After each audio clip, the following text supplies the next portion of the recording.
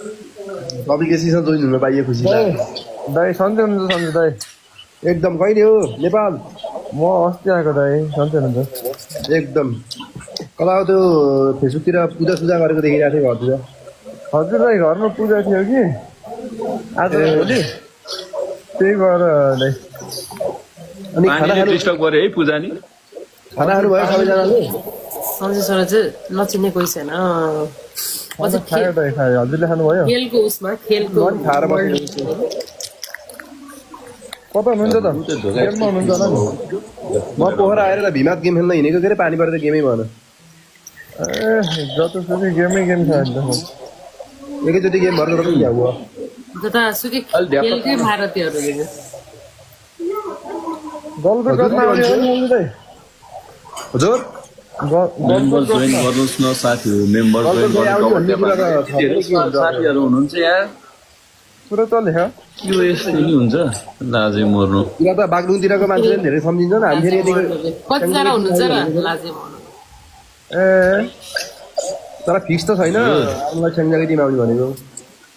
हो र? म कोच होइन त? को त मलाई कोचमा लैजाने भन्दैछ क्या, किनेर लैजाने रे स्याङ्जाले कोचमा। अनि हाम्रो केटा त हारेछ नि त रामे साहब। हारे होइन, सेकेन्ड भयो। म फेरि अलि बिजी भयो कि यता यहाँ। अलि होइन, धेरै बिजी भयो भाइ यार। गाह्रो छ अब। कतिको छुट्टी हो त नि भाइ रवि भाइ? 10 रोज है। थाहा छैन दाइ, अब हेरौँ कति हुन्छ।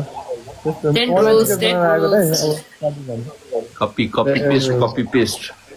प्लेयर हो नि, पुरा खेलमै ध्यान छ क्या। म चाहिँ सुनेको भरमा सुनेर बसेको छु 10 रोज रे। हजुर कहाँदेखि होइसिन्छ? हजुर म चाहिँ पोखरादेखि है। म पोखरादेखि सांसद मान्छे। हजुरहरू पुरा अन्तर्राष्ट्रिय खेलाडीहरू पढ्नु भयो, म साधारण सिम्पल मान्छे। हजुर साथीहरू 10 रोज हजुरले नि त्यस्तो घुमाएर डायलग हान्नु पर्दैन भयो।